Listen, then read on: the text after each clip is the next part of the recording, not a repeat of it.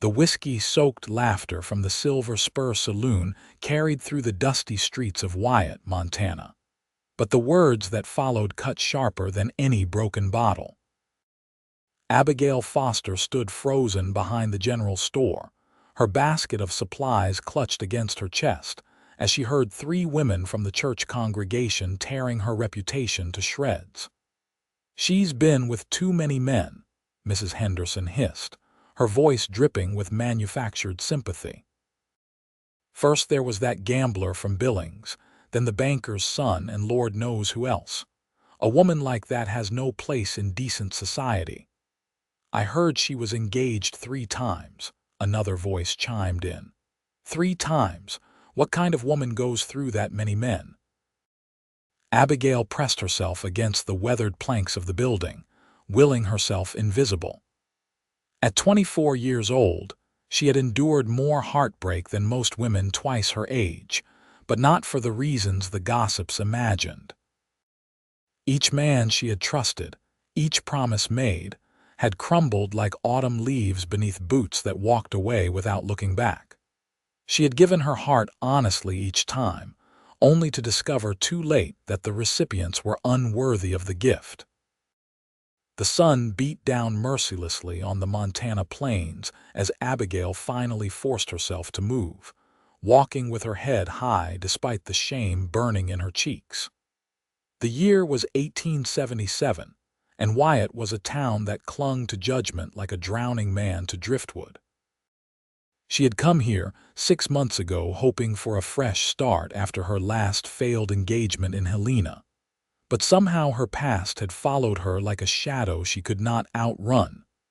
The general store owner, Mr. Patterson, gave her a sympathetic look as she paid for her flour and coffee. He at least seemed to understand that circumstances were rarely as simple as gossip made them seem.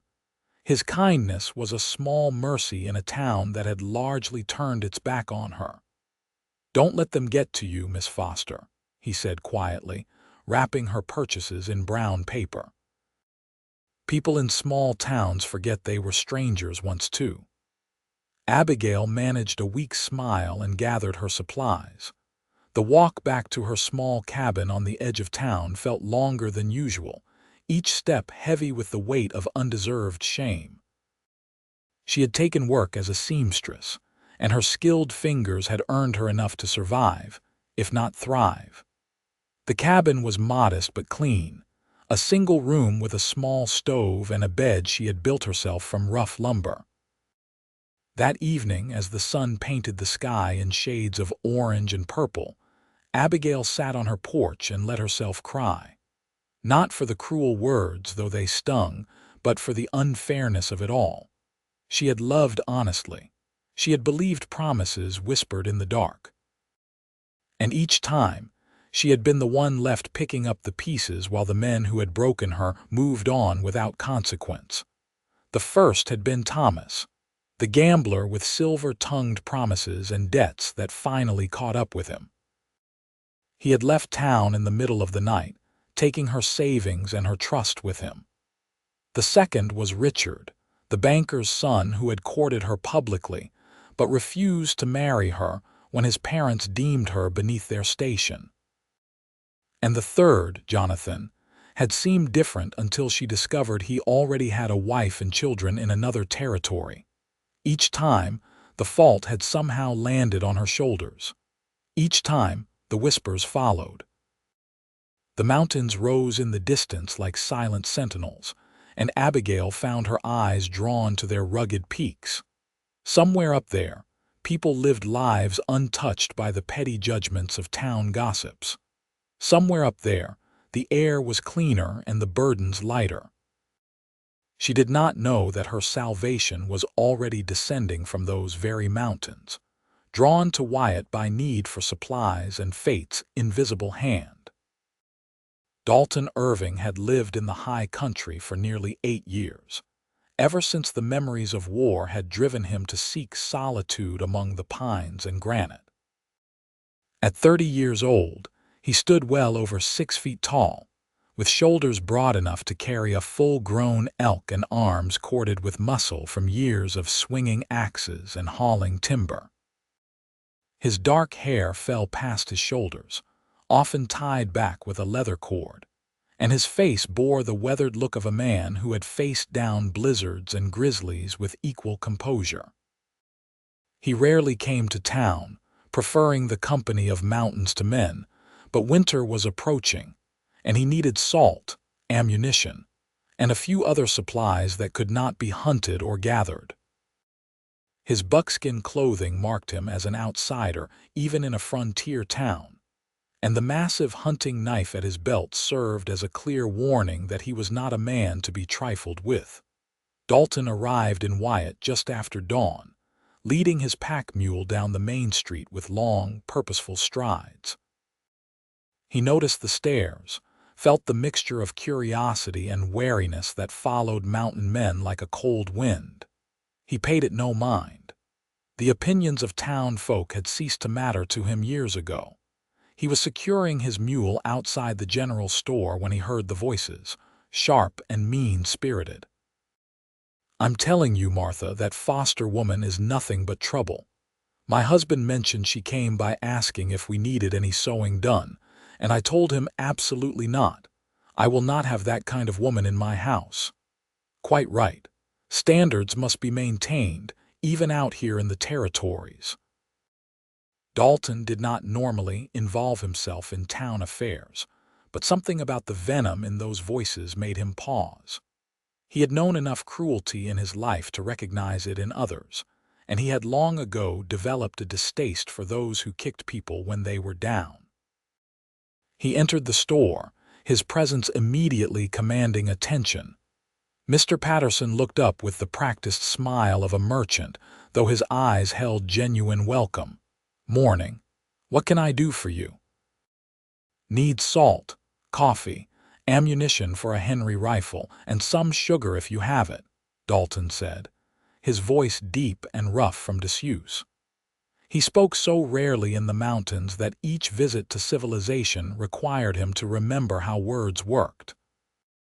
As Mr. Patterson gathered the supplies, the two women from outside entered the store, their conversation dying the moment they saw Dalton. He could feel their assessment, the way they cataloged him as something wild and dangerous to be avoided. It suited him fine. "Mr. Patterson," one of them said, her voice taking on a syrupy quality, "I need to pick up the fabric I ordered last week." The store owner nodded and disappeared into the back room, leaving Dalton alone with the two women. They huddled near the counter, attempting to whisper but failing spectacularly. "Did you hear? Abigail Foster actually had the audacity to show her face at the church social planning meeting. I told Reverend Michaels that if she attends, respectable women will stay home." "She has been with too many men," the other one said, her voice dripping with false concern. "It's simply not appropriate for her to be around our families." Dalton's jaw tightened. He had no idea who this Abigail Foster was, but he recognized the tone of those words.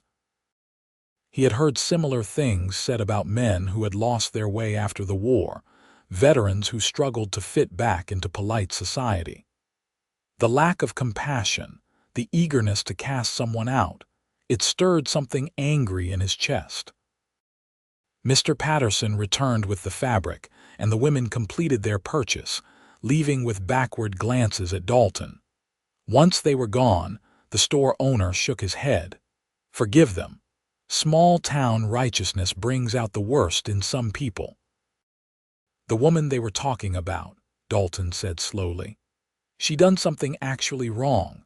Mr. Patterson paused in his counting of ammunition shells. "Miss Foster?" "No. She's had bad luck with suitors, that's all. Men who promised her the world and delivered nothing but heartache. But somehow that's become her fault in the eyes of this town." He met Dalton's gaze directly. "She's a good woman who trusted the wrong men. Doesn't make her a bad person, just unlucky." Dalton nodded slowly, filing that information away. He paid for his supplies and loaded them onto his mule, preparing to head back to the high country where people's capacity for cruelty could not reach him. But something made him pause. This Miss Foster. She live in town. Mr. Patterson pointed toward the edge of Wyatt. Little cabin on the south side, near where the road starts climbing toward the foothills. White paint, green door. Why do you ask? Dalton did not answer because he did not have one that made sense. Instead, he tugged his hat lower and began walking his mule in that direction. Perhaps it was the memory of his own sister, dead these 10 years, who had also been judged harshly by people who knew nothing of her struggles. Perhaps it was simply that he had spent too long in the mountains and had forgotten that not everyone had the luxury of escaping society's crushing weight. The cabin was easy to spot, exactly as described. It sat slightly apart from the other buildings, as if even the structure itself had been shunned. Smoke rose from the chimney, and through the window he could see movement inside. Dalton had no plan, no real reason to be standing in the yard of a stranger. He was about to turn away when the door opened and a woman stepped out, likely drawn by the sound of his mule. Abigail Foster was not what he expected, though he was not sure what he had expected. She was of average height with auburn hair pulled back in a practical bun, and she wore a simple brown dress that had been mended in several places with tiny, expert stitches. But it was her eyes that caught him, green as spring pine needles, and filled with a mixture of wariness and exhaustion that he recognized intimately. She had the look of someone who had been fighting for a long time and was running out of strength. "Can I help you?" she asked, her voice steady despite the uncertainty in her expression. Her hand rested near the door frame in a way that suggested there was a weapon within easy reach, and he respected the caution. Dalton realized he had been staring and cleared his throat. "Name's Dalton Irving. I was at the general store and heard some women talking about you." Abigail's face went pale, then flushed with anger and humiliation. "I see. And you came to get a look at the town scandal, satisfy your curiosity about the woman who has been with too many men." The words were bitter, self-mocking. "No," Dalton said firmly. "Came to tell you those women are fools and you should not pay them any mind." She blinked, clearly caught off guard. "I am sorry, what?" "You have not done anything wrong," he continued, the words coming easier now that he had started. "Bad luck and bad men do not make you a bad woman. Anyone with half a brain can see that, but most folks have less sense than a spooked horse." Abigail stared at him for a long moment, her eyes searching his face for mockery or ulterior motives. Finding none, she wrapped her arms around herself as if warding off a chill. "You do not know anything about me," she said quietly. "Know enough.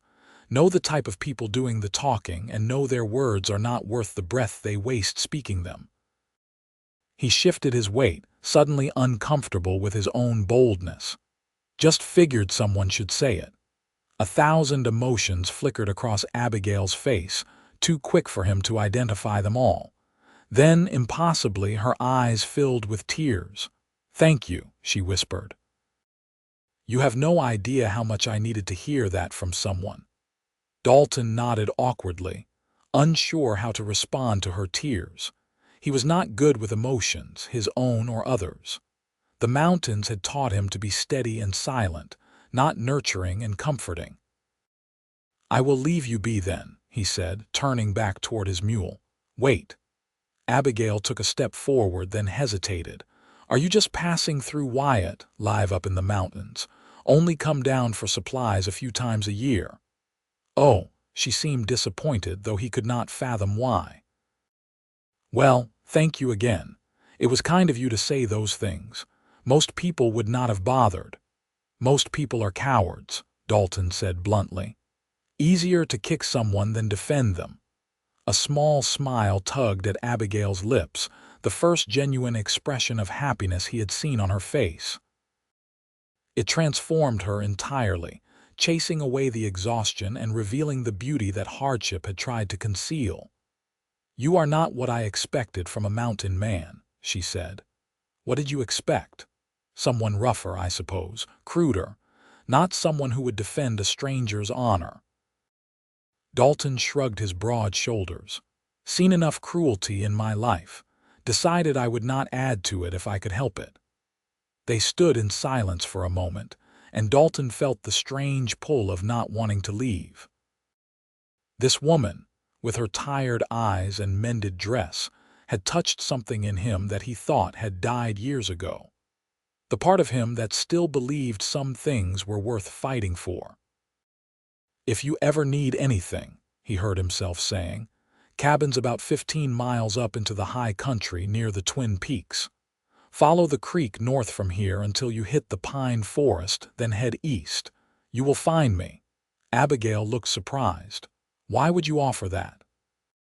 "Because sometimes people need help and are too proud to ask for it. Consider it asked and answered in advance." Before she could respond, he was leading his mule away, his long strides carrying him quickly toward the edge of town. He did not look back, but he felt her gaze on him until he rounded the bend in the road. The journey back to his cabin was familiar and routine, but Dalton's thoughts kept drifting to the woman with the green eyes and the weight of the world on her shoulders. He told himself it was simple compassion, the same he would feel for any creature in pain. But as he climbed higher into the mountains, following the trails that only he knew, he could not quite convince himself that was all it was. Abigail watched until the strange mountain man disappeared from view, then slowly returned to her cabin. Her hands were shaking, though whether from emotion or shock she could not say. In all her months in Wyatt, no one had defended her. No one had suggested that perhaps she was not the problem. "She's only been with wrong ones." The words echoed in her mind as she sat at her sewing table, trying to focus on the shirt she was mending. But her stitches kept going crooked, her concentration scattered like dandelion seeds on the wind. Who was Dalton Irving, and why had he cared enough to seek her out? Mountain men were legendary in these parts, spoken of in hushed tones as half-wild creatures who had more in common with bears than people. But the man who had stood in her yard had been direct and honest, his words lacking any of the manipulation she had come to expect from men. The next few days passed slowly. Abigail completed her sewing commissions and delivered them to the few clients who still employed her services. She endured the cold shoulders and whispered comments with as much dignity as she could muster. But something had shifted inside her, a tiny spark of defiance that Dalton's words had ignited. She was not ashamed of having loved. She was not guilty of seeking companionship and partnership. The fault lay with those who had lied and betrayed, not with her for believing them. The realization was both liberating and terrifying. A week after Dalton's visit, the first snow of autumn dusted the peaks visible from Abigail's window. She stood watching the white blanket spread across the mountains and wondered if he was up there, alone in his cabin, unbothered by the judgment of others. What must that be like, to live free of society's constraints? The question haunted her through the following days as winter approached in earnest. Wyatt transformed from dusty to frozen, and Abigail's work slowed as people holed up against the cold. Her supplies dwindled, and she realized with growing concern that she might not make it through the winter on what she had saved. She took on washing and mending for the hotel, work that paid poorly but kept her hands busy. The owner, a gruff but fair man named Mr. Chen, treated her with professional courtesy that she appreciated more than he could know. "You do good work," he told her one afternoon as she delivered a stack of laundered sheets. "Better than most." "Thank you, Mr. Chen. I learned from my mother. She always said that anything worth doing was worth doing well." He nodded approvingly and paid her, adding an extra $1 to the agreed-upon price. When she tried to protest, he waved her off. "You work hard. You deserve fair pay. Too many people in this town worry more about gossip than good character." Abigail felt the familiar sting of tears but blinked them back. "That is very kind of you to say." "Not kind, just truth." He paused, then added, "Winter coming. You need anything, you come see me. I always need help at the hotel, and I do not listen to gossips." It was another small mercy, and Abigail clung to it like a lifeline. November arrived with bitter cold and heavy snow. Abigail's cabin, poorly insulated and drafty, struggled to keep out the chill. She burned through her wood supply faster than anticipated, and venturing out to gather more became increasingly difficult as the snow deepened. She was rationing her food, stretching what little she had, when disaster struck. The poorly maintained chimney, clogged with creosote, caught fire one evening. Abigail managed to put it out before the cabin burned down, but the chimney was damaged beyond her ability to repair, and smoke now filled the small space whenever she tried to light the stove. She stood in the freezing cabin, staring at the ruined chimney, and felt despair crash over her like a wave. She could not stay here without heat, but where could she go? The hotel was full of travelers waiting out the storm, and she had no friends in town who would take her in. The memory of Dalton's words floated back to her. "If you ever need anything, cabins about 15 miles up into the high country." It was a crazy idea. 15 miles in winter conditions, to seek help from a man she had met once for less than 15 minutes. He probably had not meant it, probably had forgotten about her the moment he left town, but she had no other options. Abigail packed what little she could carry, bundling herself in every piece of clothing she owned and wrapping her most precious possessions in a waterproof canvas. The journey would take most of a day in good conditions, longer in the snow. She might freeze before she found his cabin. She might get lost and die in the wilderness, but staying meant slowly freezing in her broken cabin, and pride seemed a stupid thing to die for. She left at dawn, following the creek north as he had instructed. The snow was knee-deep in places, and within an hour she was exhausted. But she pushed forward, driven by the singular focus of survival. The forest seemed endless, pine trees heavy with snow creating a hushed cathedral around her. Her fingers and toes went numb despite her gloves and boots. Her breath came in ragged gasps that froze in the air before her face. Several times she considered turning back, but the thought of her cold, dark cabin pushed her onward. She had to believe that something better waited ahead, that Dalton Irving had meant what he said. The sun was beginning to set, painting the snow pink and gold, when she finally saw smoke rising above the trees. Hope surged through her exhausted body, giving her strength for the final push. Dalton's cabin appeared through the pines like a miracle. It was larger than she expected, built from solid logs with a stone chimney that promised blessed warmth. Smoke rose steadily into the darkening sky, and golden light glowed from the windows. Abigail stumbled the last few yards and nearly collapsed against the door. She raised her frozen hand and knocked, the sound barely audible even to her own ears. For a moment there was nothing, and fear seized her. What if he was not home? What if she had come all this way for nothing? Then the door swung open and Dalton stood there, backlit by firelight, his expression transforming from surprise to concern in an instant. "Miss Foster." His deep voice was startled. "What are you doing here?" "I am sorry," Abigail managed through chattering teeth. "You said if I needed help."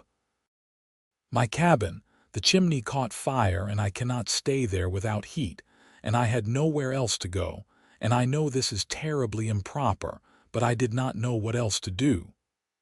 Her words tumbled out in a rush, desperation overriding coherence. Dalton did not waste time asking more questions. He simply reached out, his large hands impossibly gentle as he guided her inside. "You are frozen half to death," he said, his tone carrying both worry and what might have been anger, though not at her.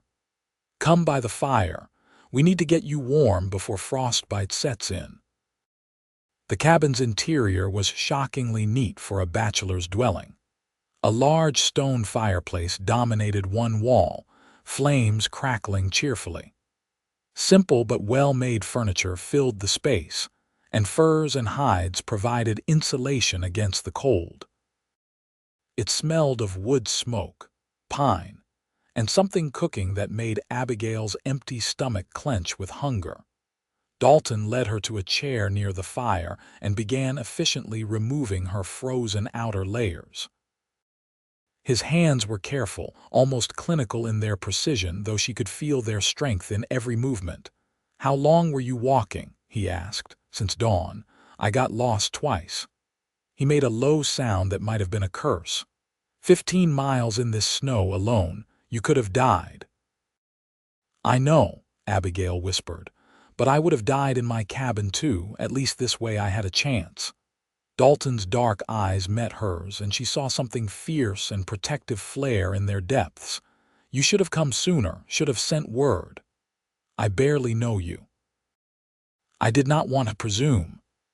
"Damn presumption," he said bluntly, then caught himself. "Sorry for the language, but your life is worth more than worrying about propriety." He disappeared into another room and returned with a thick wool blanket, wrapping it around her shoulders. Then he ladled something hot from a pot hanging over the fire and pressed the cup into her shaking hands. "Venison stew. Drink it slowly. You need to warm up from the inside." The first sip was heaven, rich and savory and warming. Abigail had not realized how hungry she was until the food hit her stomach. She forced herself to sip slowly as he had instructed, though every instinct screamed to gulp it down. Dalton watched her with an intensity that should have been uncomfortable, but somehow was not. There was nothing predatory in his gaze, only concern and something deeper that she was too exhausted to interpret. "Thank you," she said finally, when she could speak without her teeth chattering. "I am sorry to impose on you like this. Not an imposition. I meant what I said." He settled into a chair across from her, his large frame somehow fitting naturally into the space. "Tell me what happened." Abigail explained about the chimney fire, the damage, the impossibility of staying in the cabin through winter. As she spoke, she watched his expression darken. "That cabin was poorly built to begin with," he said when she finished. "I know the one, saw it when I came to town. No proper insulation, chimney was a disaster waiting to happen. It was all I could afford. I know." His voice gentled. "I am not blaming you. Just angry that you were put in that situation." They sat in silence for a while, the fire crackling between them. Abigail felt warmth slowly returning to her limbs, though exhaustion weighted her bones like stones. "You can stay here," Dalton said finally. "Through the winter, until it is safe to travel back to town or wherever you want to go." Abigail's head snapped up. "I cannot do that. It would not be appropriate." "Appropriate?" One of his dark eyebrows rose. "You are worried about appropriate after walking 15 miles through snow to avoid freezing. Miss Foster, appropriate is a luxury of people who have other options. You do not. But your reputation, people will talk." A short, harsh laugh escaped him. "People already think I am half wild." "And your reputation, forgive me for being blunt, is already in tatters according to town gossip. Seems to me we have nothing to lose and everything to gain." He had a point, though Abigail's sense of propriety rebelled against the logic. But he was right. She had no other options, and dying for the sake of appearances seemed foolish in the extreme. "I can work," she said firmly. "I can cook and clean and mend. I will not be a burden." "Did not think you would be," Dalton replied. but I do not require payment for basic human decency. You can stay, no strings attached, until you figure out what comes next. Abigail felt tears threatening again and forced them back. She had cried enough in the past months. Instead, she met his gaze directly. Why are you being so kind to me? You do not know me. Dalton was quiet for a long moment, staring into the fire. When he finally spoke, his voice was rough with old pain. Had a sister once. Got herself in trouble with a man who promised her everything and gave her nothing. Town turned on her, called her names, made her life hell. She was 18, scared and alone. He paused, jaw working.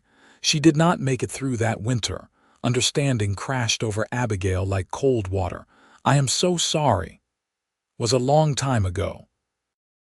But it taught me that sometimes the difference between life and death is someone giving a damn when everyone else has turned away. He looked at her again, his dark eyes intense. So that is why. Because someone should have helped her, and I will not make that mistake again. The raw honesty in his words left Abigail speechless. This man, this supposedly rough mountain man, had more compassion in his little finger than the entire town of Wyatt combined.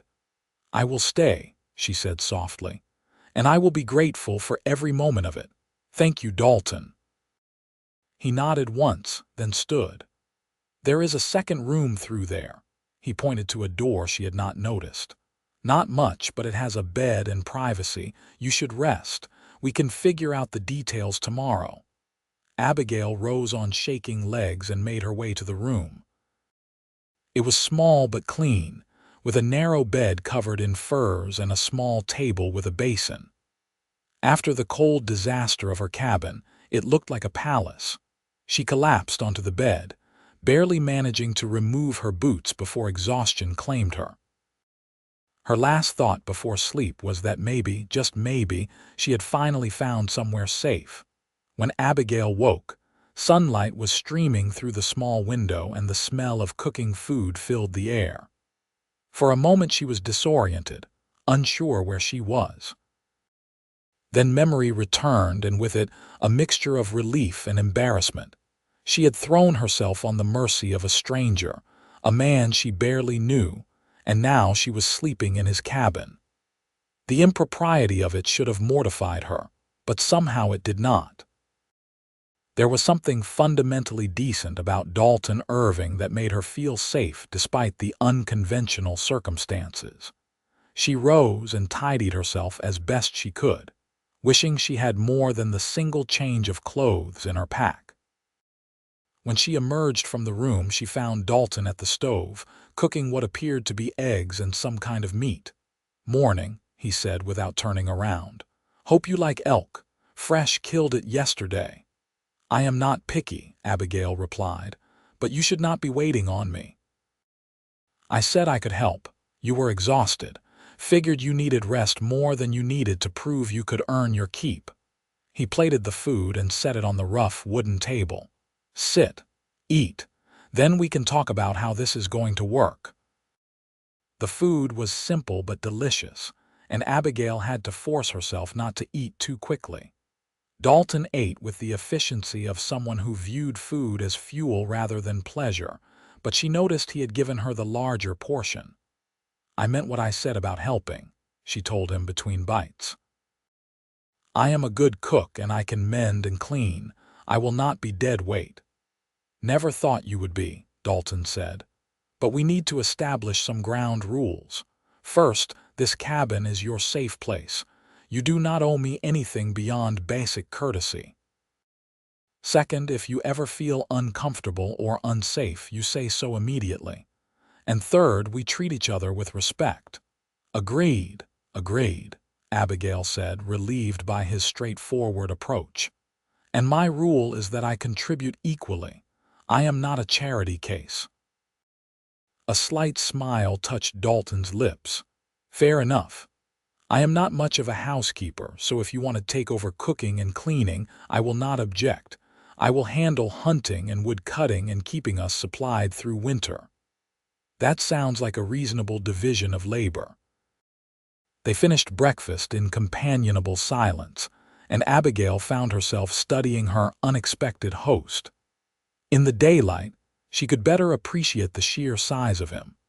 His shoulders strained against his flannel shirt, and his forearms were corded with muscle earned through years of hard labor. His hair, loose around his shoulders, was dark brown with hints of red in the sunlight. He was, she realized with some surprise, quite handsome in a rough, uncivilized way. Not polished like the men she had known before, but real and solid and present in a way they had never been.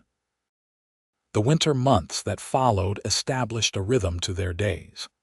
Abigail took over the domestic duties with a thoroughness that impressed even her. She cooked meals that were far more varied and delicious than Dalton's previous fare of meat and beans. She mended his clothes, discovering that most of his garments were held together more by hope than thread. She cleaned and organized the cabin, making the space more livable without robbing it of its masculine character. Dalton, for his part, proved to be a man of few words but considerable action. He kept the cabin stocked with meat, checked his trap lines, and spent long hours cutting and splitting firewood to ensure they never ran short. He was unfailingly courteous, treating her with a respect she had rarely experienced from men. But more than that, he listened. In the long evenings by the fire, when the wind howled outside and the world felt very far away, they talked. At first the conversations were simple and surface level, but gradually they deepened. "Tell me about your sister," Abigail asked one night, about 3 weeks into her stay. They were both working by firelight, she with her sewing and he with a piece of leather he was tooling into a new belt. Dalton's hands stilled for a moment, then resumed their work. "Her name was Deanna. She was 4 years younger than me, and she had the biggest heart of anyone I ever knew." His voice was rough with old grief. She believed the best of people, which made her an easy target for those who would take advantage. "What happened?" "Traveling preacher came through our town when I was away working a cattle drive, swept her off her feet with pretty words and promises. By the time I got back, he was gone and she was pregnant." He set down the leather, his jaw tight. "Town turned on her, called her a whore, a sinner, drove her out of church, out of polite society. My parents were dead by then, so it was just us." Abigail set aside her sewing, giving him her full attention. "I tried to help her, tried to make it right. But it was winter, resources were scarce, and the baby came early. She died in childbirth and the baby with her." He finally looked at her, his dark eyes haunted.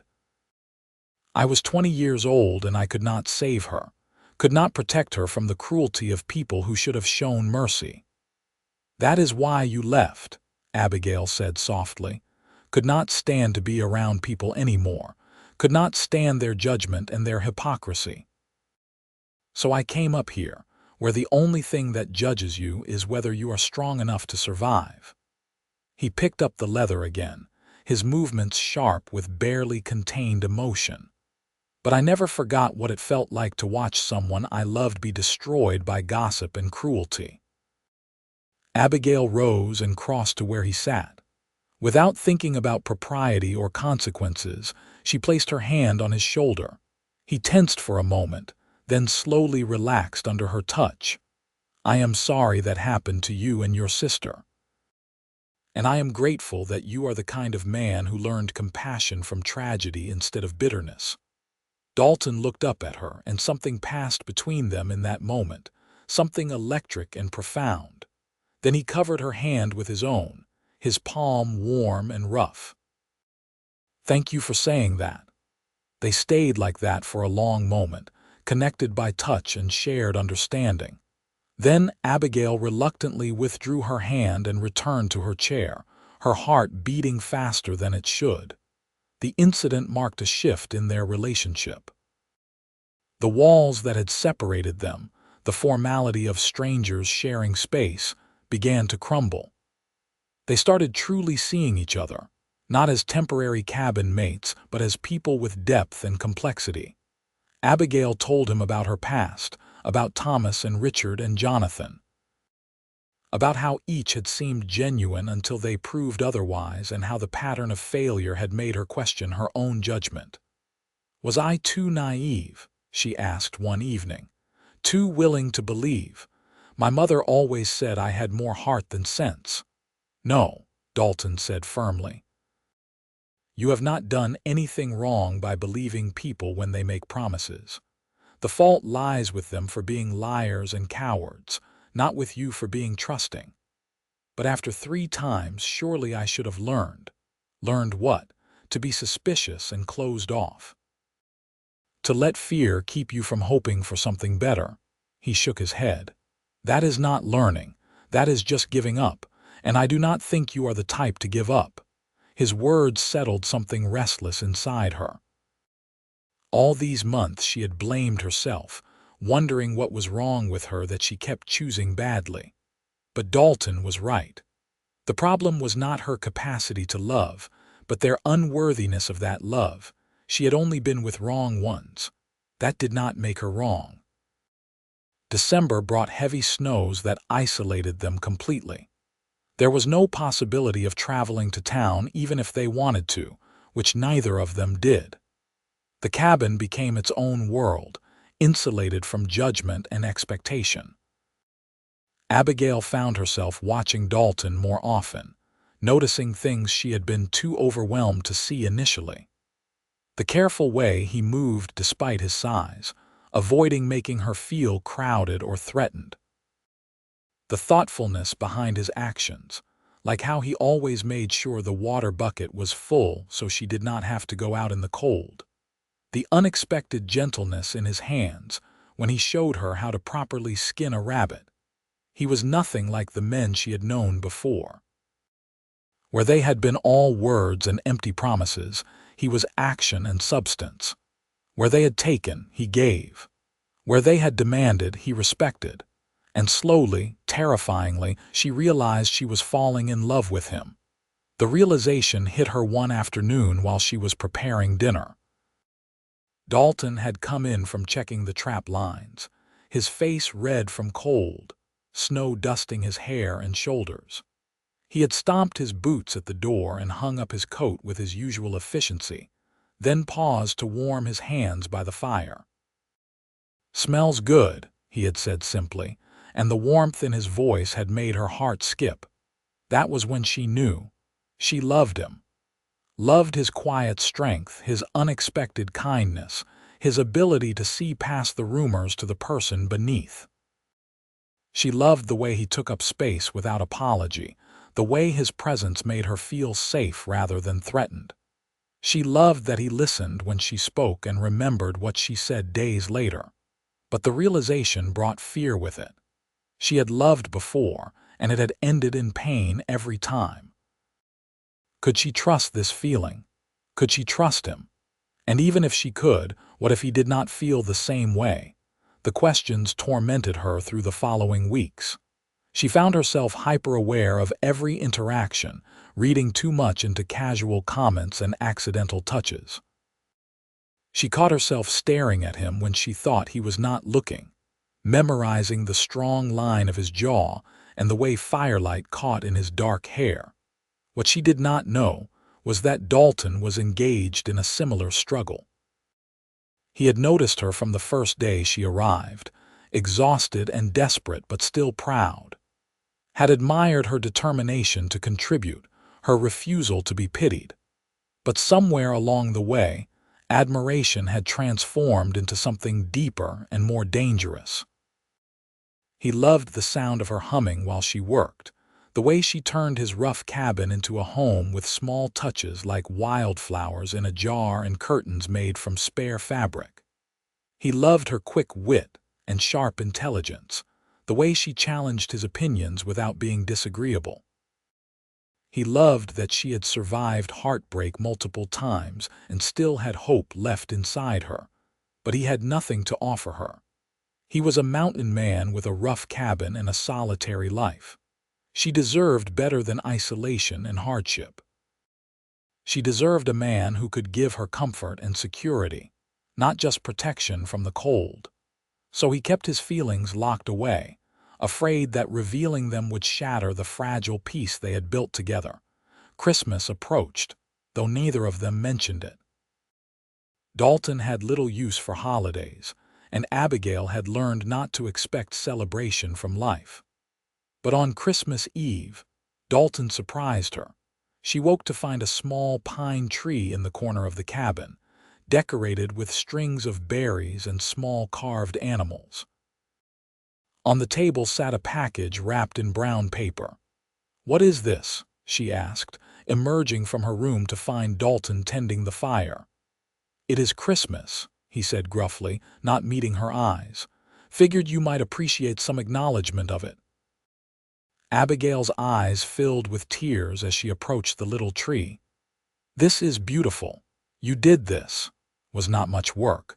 The carvings I have been doing in the evenings when you thought I was just whittling." She picked up one of the animals, a perfect miniature elk with delicate antlers. "These are incredible. You have real talent. Just something to pass the time." But she could see he was pleased by her praise. She turned to the package on the table. "Can I open it?" That is generally the point of presents. Inside was a dress, made from soft doeskin and decorated with intricate beadwork along the collar and cuffs. It was beautiful, far nicer than anything she had owned in years and clearly the product of many hours of work. "You made this." Her voice came out as a whisper, not the beating. "Traded for that with a Crow woman I know, but I cut and stitched the leather." He finally looked at her, vulnerability flickering across his usually stoic features. "Figured you needed something warmer than those town dresses." Abigail held the dress against herself, feeling the softness of the leather and the careful precision of each stitch. This was not a thoughtless gift grabbed at the last minute. This was weeks of work, hours of effort, all for her. "Thank you," she managed around the lump in her throat. "It is the most beautiful thing anyone has ever given me." "You deserve beautiful things," Dalton said quietly. She set the dress down carefully and went to her room, returning with a small package of her own. "I made you something too." He looked startled but took the package, opening it with careful fingers. Inside was a shirt made from the blue fabric she had been secretly sewing in the evenings, working by candlelight after he had gone to bed. "I noticed all your shirts were brown or tan," she explained as he held it up. "I thought you might like some color. The blue matches your eyes." Dalton's eyes were dark brown, not blue, and they both knew it. It was an old phrase, a bit of silliness that made them both smile. "It is perfect," he said. "No one has made me clothes since Deanna." The admission hung between them, heavy with meaning. Abigail took a step closer, her heart pounding. "Dalton, I need to tell you something." He went very still, the shirt clutched in his large hands. "All right. These past months living here with you have been the happiest of my life. You have given me safety and respect and kindness without asking for anything in return. And somewhere along the way, I fell in love with you." The words tumbled out in a rush, and the moment they were spoken, Abigail wanted to take them back. What was she thinking? Confessing feelings when he had given no indication he felt the same. She had ruined everything. But then Dalton set down the shirt and crossed the space between them in 2 long strides. His hands came up to cup her face, gentle despite their strength, and his dark eyes searched hers with an intensity that stole her breath. "Say that again," he demanded, his voice rough with emotion. "I love you," Abigail whispered. "Thank God," he breathed, and then his lips were on hers. The kiss was everything she had dreamed and nothing she had expected. There was passion in it, yes, but also reverence and restraint. He kissed her like she was precious, like she was something to be cherished rather than taken. His hands stayed on her face, thumbs stroking her cheekbones, anchoring her in the moment. When they finally broke apart, Both breathing hard, Dalton rested his forehead against hers.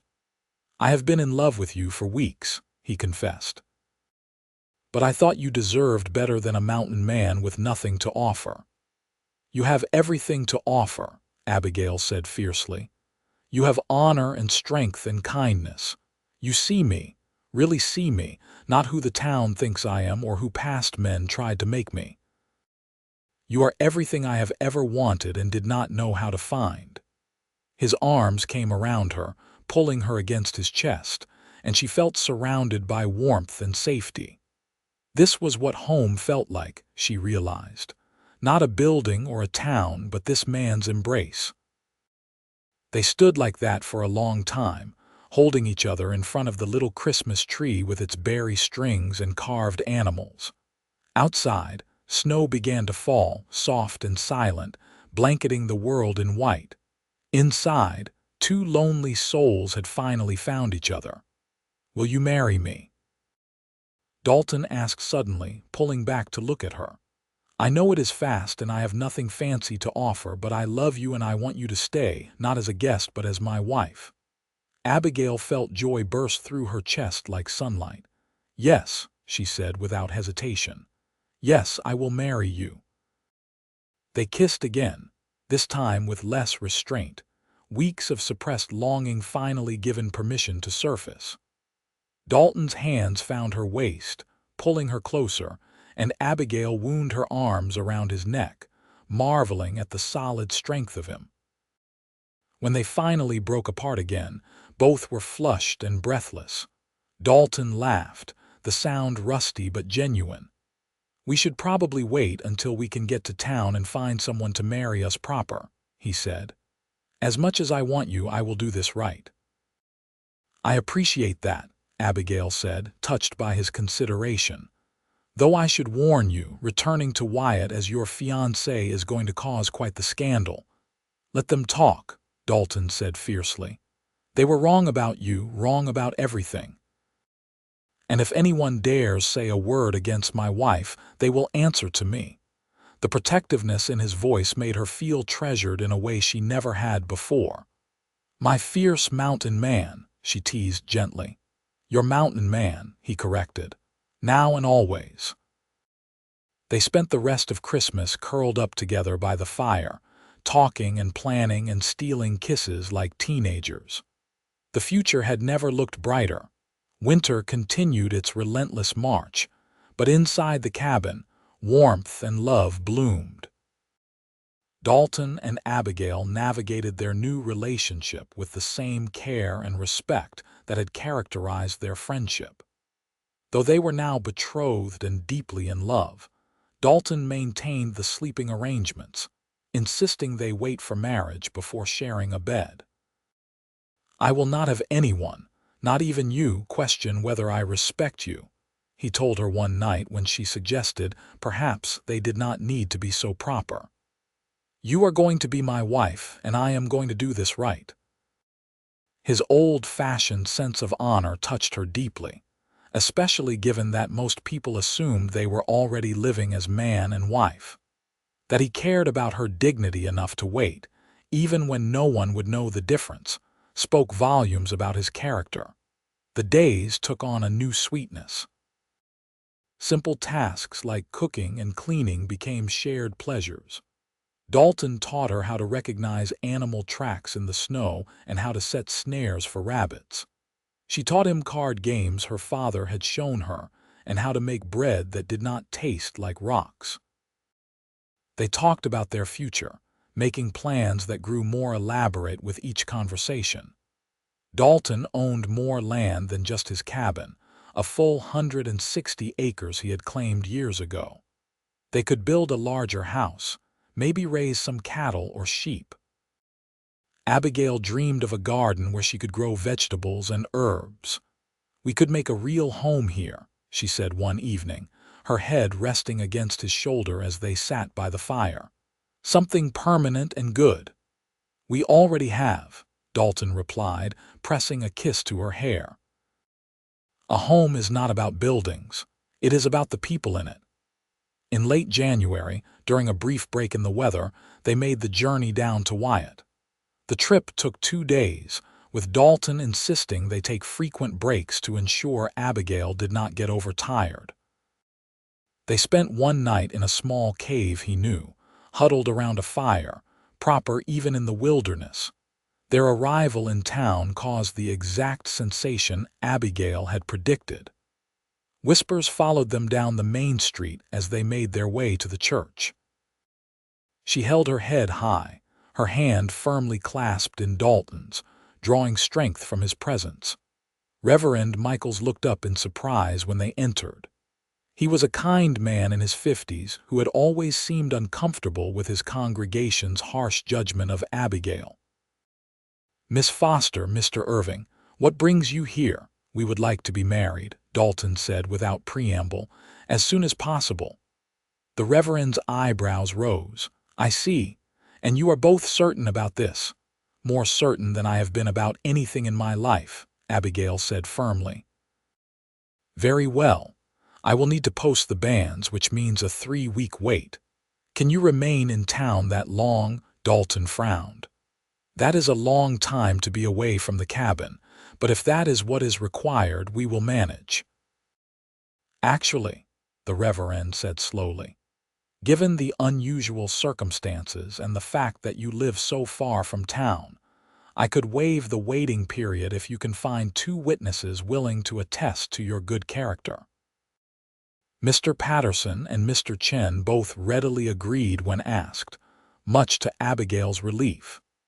The ceremony was scheduled for the following day, giving them time to prepare. They stayed at the hotel, in separate rooms despite Mrs. Henderson's obvious disappointment at being denied more scandal fodder. That evening, Abigail stood at her window looking out at the town that had caused her so much pain, and realized she felt nothing but pity for the people in it. They lived such small lives, focused on judgment and appearances rather than kindness and truth. She had wasted so much time worrying about their opinions, trying to fit into a mold that was never meant for her. No more. Tomorrow she would marry a man who loved her for exactly who she was, and she would spend the rest of her life in the mountains where gossip could not reach. The next morning dawned clear and cold. Abigail wore the doeskin dress Dalton had made her, and she had never felt more beautiful. She braided her auburn hair and wove in some evergreen sprigs Mr. Chen's wife had given her. The ceremony took place in the small church, with only their handful of supporters present. The town gossips had apparently decided to boycott the wedding, which suited Abigail fine. She did not need their approval. Dalton wore the blue shirt she had made him, and the sight of him standing at the altar took her breath away. His hair was pulled back neatly, and someone had loaned him a vest that emphasized his broad shoulders. But it was the expression on his face when he saw her walking down the aisle that truly undid her. He looked at her like she was the answer to every prayer he had never spoken, like she was sunlight after years of darkness. And she knew her own face reflected the same devotion. The Reverend spoke the traditional words, but Abigail barely heard them. She was focused entirely on Dalton, on the rough warmth of his hands holding hers, on the fierce love shining in his eyes. "Do you, Dalton Irving, take this woman to be your lawfully wedded wife, to have and to hold from this day forward?" "I do," Dalton said, his deep voice steady and sure. "And do you, Abigail Foster, take this man to be your lawfully wedded husband, to have and to hold from this day forward?" "I do," Abigail said, her voice clear and strong. "Then by the power vested in me, I now pronounce you husband and wife. You may kiss your bride." Dalton cupped her face in his hands, just as he had on Christmas, and kissed her with a tenderness that brought tears to her eyes. This was real. This was forever. This was the happy ending she had stopped believing in. The small gathering erupted in applause, led by Mr. Chen, who seemed genuinely delighted. They signed the marriage certificate, making it official in the eyes of both God and law. Abigail Irving. She practiced the signature several times, loving the way it looked. Mr. Chen hosted a small celebration dinner at his hotel, inviting everyone who had supported Abigail through her difficult time in Wyatt. It was intimate and warm, exactly what they wanted. As the evening wound down, Dalton leaned close to whisper in her ear. "Ready to go home, Mrs. Irving?" "More than ready," she whispered back. They departed Wyatt the next morning as the sun rose, their pack horses loaded with additional supplies. Abigail did not look back. That chapter of her life was closed. Ahead lay mountains and forests, isolation and challenge, but also love and partnership. The journey back to the cabin felt different than any previous trip. They were no longer two people sharing space, but husband and wife beginning their life together. They made camp that night in the same cave as before, but this time there was no awkward separation. They lay together under shared blankets, Dalton's arms around her, finally able to express physically what their hearts had been saying for weeks. Their lovemaking was tender and passionate, a discovery of each other that left them both breathless and laughing. Dalton was as careful with her body as he was with everything else, making sure she felt cherished and desired. "I love you," he murmured against her hair as they lay tangled together afterward. "I will spend every day of my life making sure you never regret choosing me." "I could never regret this," Abigail said, pressing a kiss to his chest. "You saved me, Dalton. Not just from freezing, but from believing I was not worthy of love." "You were always worthy," he said fiercely. "You just needed someone who could see it." They arrived back at the cabin in late afternoon, and Abigail felt a surge of joy at the sight of it. This was home now. This was where their life together would unfold. The rest of winter passed in blissful contentment. They fell into new rhythms as husband and wife, learning each other's bodies and souls with equal attention. The cabin rang with laughter and conversation, with the sounds of a happy marriage. When spring finally arrived, melting the snow and coaxing green shoots from the earth, they began working on their expanded plans. Dalton started construction on a larger house, using timber from his own land.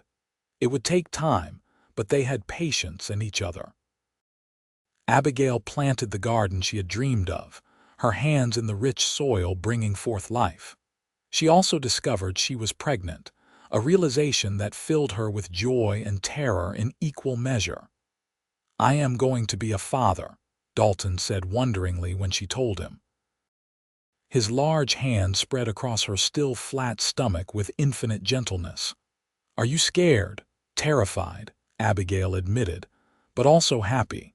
We are creating a family, Dalton, a real family built on love and respect. I am going to protect you both," he vowed. "Nothing bad will happen to you." "I swear it."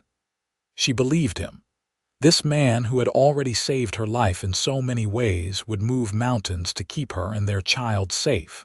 The pregnancy progressed smoothly, and Abigail bloomed like the wildflowers that carpeted the meadow. Dalton treated her like spun glass, constantly worried he was letting her work too hard or that something would go wrong. "I am pregnant, not dying," she told him one afternoon when he tried to prevent her from lifting a basket of laundry. "Women have been doing this since the beginning of time." "Not my woman," he said stubbornly. "Not my wife carrying my child. I am allowed to worry." His protectiveness was endearing, even when it became overbearing. She loved him for caring so much, for taking his role as husband and soon-to-be father with such seriousness. As autumn painted the mountains in gold and red, Dalton finished the new house. It was larger than the cabin, with multiple rooms and real glass windows he had traded for in Wyatt. There was a kitchen with a proper stove, a bedroom for them, and 2 additional rooms for children. They moved their belongings with ceremony, Dalton carrying Abigail across the threshold of their new home despite her protests that she was too heavy. "You are perfect," he told her, setting her down gently. "And this is our fresh start, everything we have dreamed of." In late October, their son was born. The labor was long and difficult, and there were moments when Dalton feared losing both of them.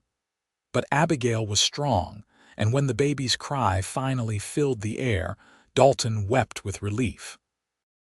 "He is beautiful," Abigail said tiredly, cradling the infant against her chest. "He looks like you." Dalton touched one tiny hand with his massive finger, overwhelmed by the fragility of new life. "He is perfect. You are perfect. Thank you for this gift." They named him Daniel, after Dalton's father, and he became the center of their world.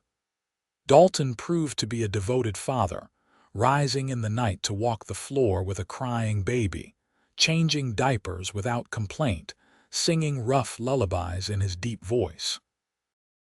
The years that followed were filled with the rhythms of family life. They had two more children, a daughter they named Sarah, and another son they called Matthew. The house rang with laughter and shouts, with the chaos and joy of raising children in the wilderness. Dalton built a school desk and taught their children to read and write. Abigail taught them arithmetic and geography, music and art. They grew up strong and capable, comfortable in the mountains, respectful of nature's power and beauty. Occasionally, they would travel down to Wyatt for supplies, and each time Abigail was struck by how little the town mattered to her now. The gossips had moved on to new targets, and the few people who remembered her initial scandal seemed surprised by how well she had done for herself. "You look happy," Mr. Patterson said one visit when she was in the general store with all three children and Dalton. "I am," Abigail replied simply. "Happier than I ever imagined possible," he smiled. "Turns out all you needed was the right man." "The right man at the right time," she corrected, glancing at Dalton, who was showing Matthew how to select the best knife.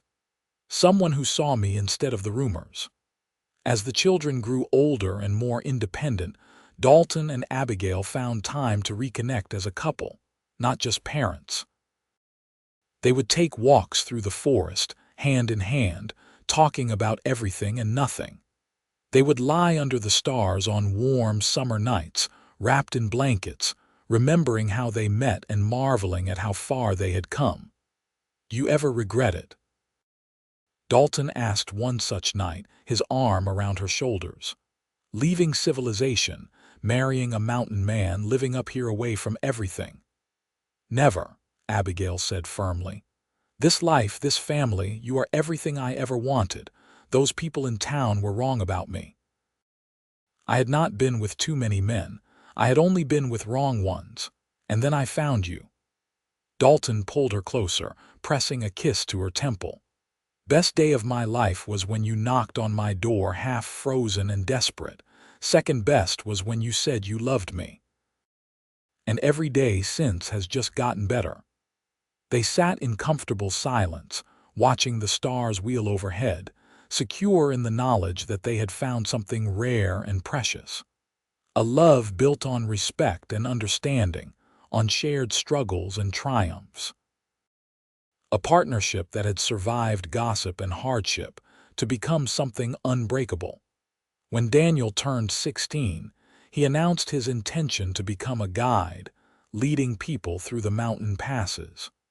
Matthew wanted to be a trapper like his father. And Sarah declared she would be a teacher, bringing education to frontier families. Dalton and Abigail supported all their dreams, proud of the strong, capable people their children had become. They had given them tools and love, confidence and skills. Now, it was time to let them find their own paths. The house felt emptier as the children pursued their ambitions, though they visited often. Dalton and Abigail found themselves alone again, just as they had been that first winter. But now they had a lifetime of memories and a love that had only deepened with time. "We did good," Dalton said one evening as they sat on the porch of their home, watching the sunset paint the mountains in shades of pink and gold. "We did," Abigail agreed, her hand in his. "We built something real and lasting, something true." "You know what I think about sometimes," Dalton mused.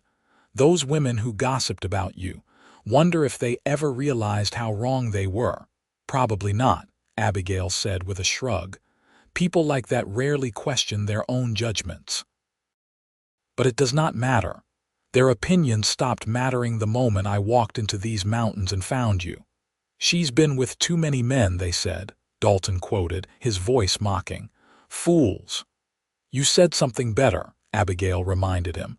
"You said I had only been with wrong ones." "And you were right. Every failed relationship, every broken promise, every heartbreak led me here, led me to you." "Fate," Dalton said simply. "Love," Abigail corrected. "The real kind. The kind that sees past reputation and rumor to the person underneath. The kind that waits through winter storms and builds houses and raises children. The kind that lasts." As the sun finally dipped below the horizon, painting the sky in brilliant oranges and purples, Dalton stood and pulled Abigail to her feet. He took her in his arms, just as he had done countless times over the years, and began to sway gently, dancing to music only they could hear. "I love you, Abigail Irving," he murmured against her hair. "Today and always. And I love you, Dalton Irving, my mountain man, my protector, my heart." They danced on the porch as stars began to appear overhead, two people who had found each other against all odds, two souls who had looked past surface judgments to see the truth underneath, two hearts that had recognized each other despite the noise and cruelty of the world. In the distance, a wolf howled, its cry echoing across the mountains. Closer by, an owl hooted softly from the pines. The forest was alive with sound and movement, the eternal cycle of life continuing as it always had. And in their home, surrounded by the evidence of a life well lived, Dalton and Abigail held each other close and gave thanks for the day a desperate woman had walked 15 miles through snow to knock on a stranger's door, and for the man who had answered and changed both their lives forever. Years continued to pass, marked by seasons rather than calendars. Dalton's hair gained silver at the temples, and Abigail's auburn locks faded to a softer shade. But their love remained constant, a steady flame that warmed them through all weather. Their children brought grandchildren to visit, and the house once again filled with young voices. Dalton taught his grandsons to track and hunt, to read the forest and respect its power. Abigail taught her granddaughters to sew and cook, to stand up for themselves and trust their own judgment. But always, through it all, they had each other. The mountain man and the woman the town had scorned. The partnership that should never have worked but somehow became the stuff of local legend. Eventually, even people in Wyatt spoke of them with respect, though Dalton and Abigail rarely heard it. They had no need for the town's approval. They had built their own world, their own legacy, and it was more than enough. On their 30th wedding anniversary, their children threw them a celebration at the house. All three of their children came with their families, bringing food and music and laughter. It was chaos and joy, exactly as family gatherings should be. As the party wound down and the grandchildren fell asleep in various corners, Daniel approached his parents with a package. "We wanted to give you something," he said, his voice carrying the same steady strength as his father's. "Something to show how much we appreciate everything you have done for us." Inside the package was a painting, expertly rendered, showing the original cabin where it all began. Snow surrounded it, smoke rising from the chimney, and in the foreground were two figures, a large man and a smaller woman, their hands clasped together. "Sarah painted it," Matthew explained. "From the stories you have told us, about how you met, how you fell in love. We wanted to capture that moment. Abigail's eyes filled with tears as she studied the painting. It was beautiful and evocative, capturing not just the scene but the emotion of that time. "It is perfect," she whispered. "Thank you." They hung the painting over the fireplace, where it became a conversation piece for visitors, and a reminder for themselves of how far they had come. That winter of desperation and discovery had set the course for everything that followed. As Dalton and Abigail grew older, they slowed down but never stopped. They still took walks through their land, though they went more slowly now. They still sat on the porch in the evenings, watching sunsets and counting stars.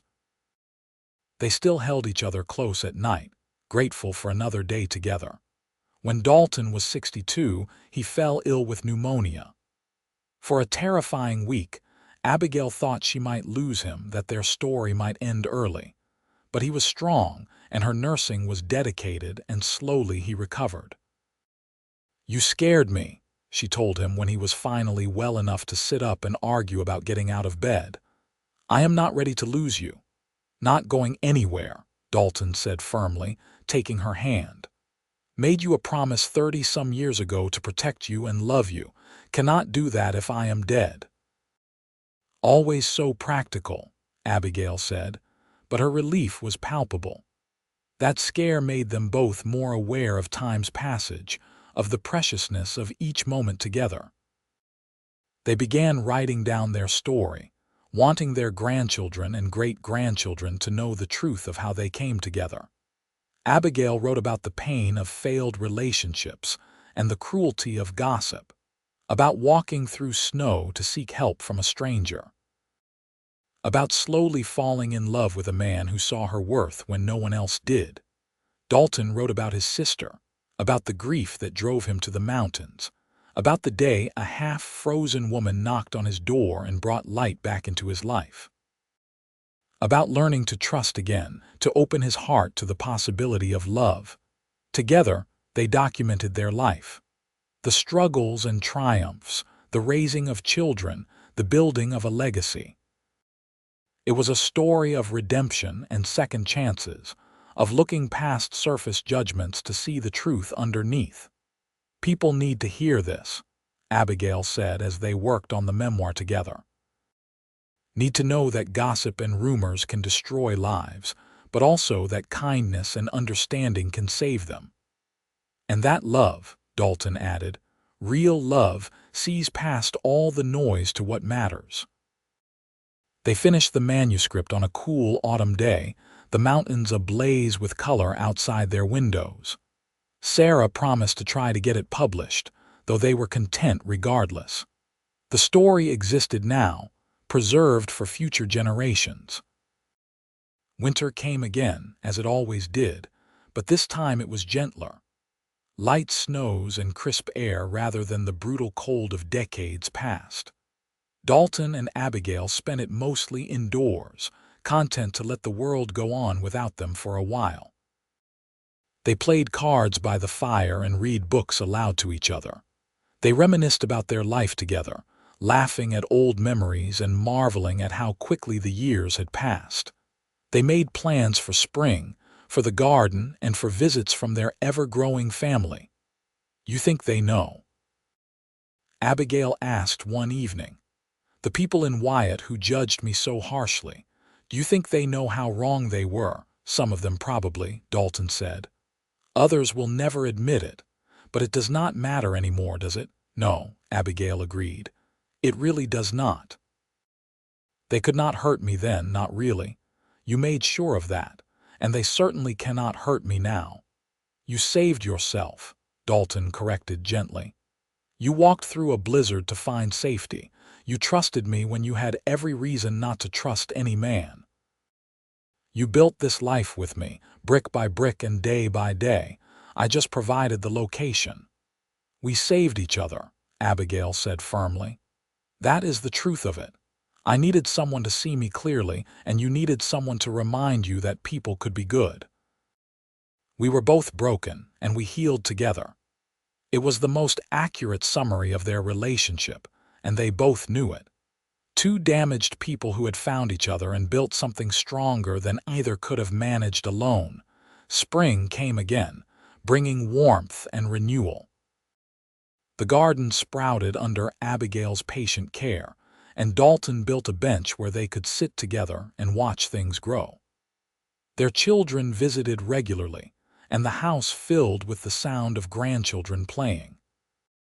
On a perfect June morning, when the air smelled of pine and wildflowers, Dalton and Abigail sat on their porch holding hands.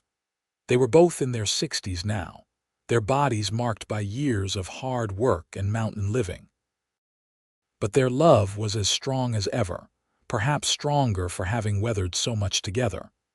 "If you could go back," Dalton asked suddenly, "to that day you knocked on my door, knowing everything that was ahead of us, the struggles and the work and the isolation, would you still do it?" Abigail did not hesitate. In a heartbeat, "Every moment, every challenge, every joy has been worth it because I got to share it with you. You are my home, Dalton, not this house, not these mountains. You. And you are mine," he replied, his voice rough with emotion. "Always have been from that first day. Just took me a while to realize it." They sat in comfortable silence, watching their grandchildren play in the meadow below. Daniel's eldest son was teaching the younger children how to skip stones in the creek, his patient instructions carrying on the breeze. It was a scene of perfect contentment, of a legacy that would continue long after they were gone. "We did good," Abigail said softly, echoing Dalton's words from years earlier. "We took two broken lives and made something beautiful." "We did," Dalton agreed. "And the best part is, we are not done yet. Got years left in us. Years to keep building and loving and being together." He was right. They had many more years together, watching their family grow, tending their land, loving each other with the same devotion they had shown from the beginning. They grew old together in the mountains, surrounded by the beauty and peace they had created. When Sarah's memoir was finally published several years later, it became something of a sensation in Montana and beyond. People were moved by the story of a woman judged harshly by her community, and the mountain man who saw her true worth. Of love that overcame gossip and prejudice to create something lasting. Letters arrived at the house from readers, many of them women who had experienced similar judgment, thanking Abigail and Dalton for showing that there was hope even in the darkest circumstances. Some were men who had learned to look past surface appearances to see the person underneath. "We made a difference," Abigail said wonderingly, reading through the letters. "Our story is helping people." "Your story," Dalton corrected. "Your courage to seek help, your willingness to trust again, your strength to build a new life. That is what is helping people." "Our story," Abigail insisted. "Because without you, there would not have been a happy ending.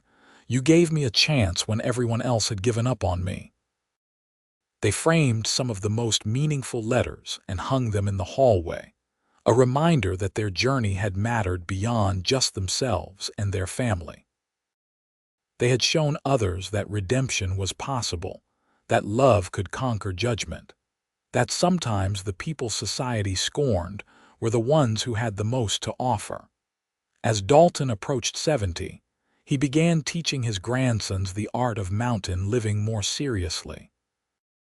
He showed them how to build strong structures that could withstand harsh weather, how to track animals through different types of terrain, how to survive when circumstances turned against you. But more than practical skills, he taught them about character, about standing up for those who could not stand up for themselves, about looking past rumors to see truth, about defending what was right even when it was not popular. "Your grandmother," he told them one day as they worked together on a new shed, "was judged very harshly by people who did not know her. They said cruel things about her based on gossip and assumptions, and it would have destroyed a lesser person. But she was strong enough to survive it and smart enough to seek help when she needed it. "Is that why you married her?" Daniel's middle son asked. "I married her because I loved her," Dalton said simply. "Because she was kind and brave and honest. Because she saw me, really saw me, not the scary mountain man everyone else saw. Because we fit together like two pieces of the same whole. The fact that she had been through hard times just meant she understood that life was not always easy or fair." Abigail, overhearing from the porch, smiled. Even after all these years, his words could still make her heart race. She had been so lucky to find him, to have been driven by desperation to his door, to have had the courage to trust one more time. She had been with too many men, the gossips had whispered. But Dalton had understood the truth. She had only been with wrong ones. The right one had been waiting in the mountains, building a life that was perfect for both of them. As the sun began to set on another beautiful day, Abigail watched her husband working with their grandsons, saw the way he patiently corrected their mistakes and praised their successes. This man, this incredible man, had given her everything she had ever needed: love, respect, partnership, family, purpose. She went inside to start preparing dinner, humming an old song her mother had taught her. The house smelled of baking bread and simmering stew, homey and welcoming. Through the window she could see the mountains turning purple and gold in the fading light, eternal and unchanging. This was her life now. This was what she had built from the ashes of her reputation and the ruins of failed relationships, and it was more than she ever could have imagined. When Dalton and the boys came in for dinner, there was laughter and conversation, the easy interaction of family who genuinely enjoyed each other's company. Stories were told and retold, jokes were shared, and through it all Dalton and Abigail would catch each other's eyes across the table and smile, sharing a connection that needed no words. After dinner, after the dishes were washed and the boys had gone to bed in the loft, Dalton and Abigail sat together on the porch as was their habit. The night was clear and cool, stars scattered across the sky like diamonds on black velvet. "Another good day," Dalton said, his arm around her shoulders. "The best kind," Abigail agreed, nestling into his warmth. "Ordinary and perfect all at once." They sat in peaceful silence, two people who had found their way to each other through hardship and hope. The mountains rose around them, protective and eternal. The forest whispered its ancient secrets, and in their hearts, love burned steady and true, a flame that had survived every storm and would continue burning until the end. This was their happy ending, hard-won and deeply cherished. A life built on respect and understanding, on seeing past rumors to the person underneath, on defending what was right even when it was not easy. A testament to the power of second chances and the strength of true love. As they finally rose to go inside, Dalton pulled Abigail close for one more kiss, tender and sweet despite the many thousands that had come before. "I love you," he whispered against her lips. "I love you too," she whispered back. "Today and always." They walked inside together, hand in hand, ready for whatever tomorrow might bring. Because as long as they faced it together, as long as they had each other, they could handle anything. They had proven that time and time again, from that first desperate day through all the years that followed. The door closed behind them, shutting out the night and enclosing them in warmth and light and love. Outside, the mountains stood watch, silent guardians of a love story that had defied all expectations to become something extraordinary. A story that would be told for generations, inspiring others to look past judgment and see truth, to trust again after heartbreak, to believe in the possibility of happiness even when circumstances seemed impossible. The story of a woman who had been judged unfairly and a man who had seen her worth. A mountain man and the woman he saved, who saved him right back. A love that conquered gossip and prejudice to create something lasting and real and true. Their story.